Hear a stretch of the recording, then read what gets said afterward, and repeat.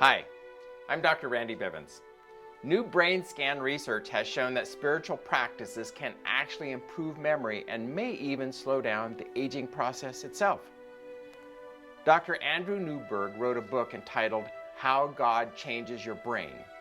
Through extensive research and brain scans, he shows that spiritual practices are inherently good for our bodies, especially our brains.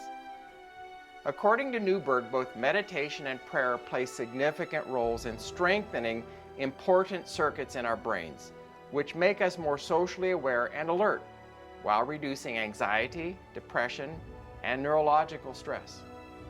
Consider this. In our goal to live longer, does trust in divine power play a role?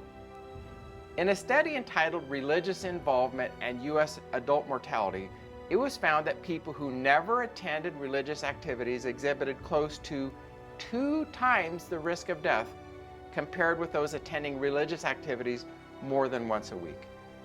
This amounts to a 7-year difference in life expectancy. In other words, the health benefits of regularly attending religious activities is comparable to not smoking.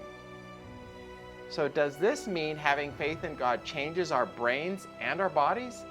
Is it really a valid means of living happier, healthier, and longer lives? Well, for starters, different studies have shown a connection between a lack of religious service attendance and the likelihood of having respiratory disease, infectious disease, or diabetes.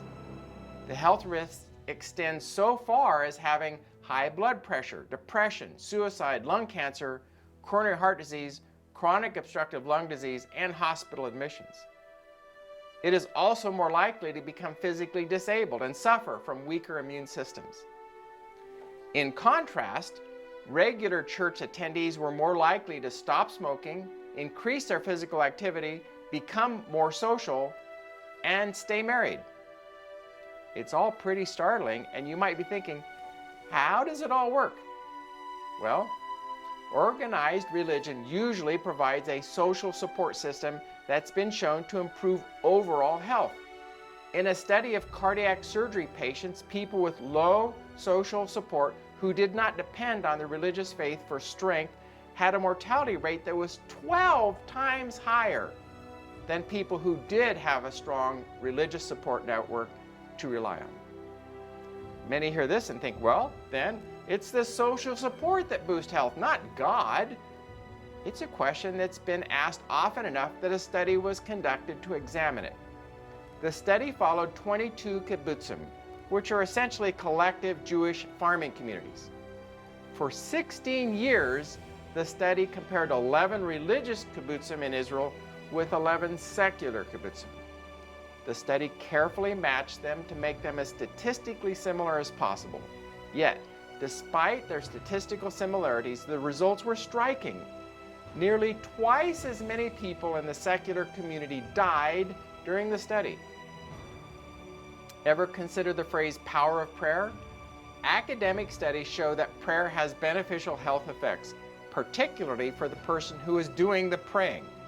Studies of petitionary prayer, in which a person prays for his or her own health or peace of mind, show tangible statistical results. Science backs up the benefit of praying for your own health, especially when it comes to mental health like clinical depression. So, does God change our brains? Or as our Creator, does God know what makes us the most healthy? I believe that God wants to be in a relationship with us. When we allow Him into our lives, our brains are turned on, our bodies are made more efficient, our immune systems are strengthened, thinking becomes clearer, and, well, we feel great. In our goal to live longer, healthier lives, being rooted firmly in God and fellowshipping with like-minded believers has been shown to be one of the most effective strategies. My suggestion? Consider stepping into your local church this weekend. It wouldn't hurt.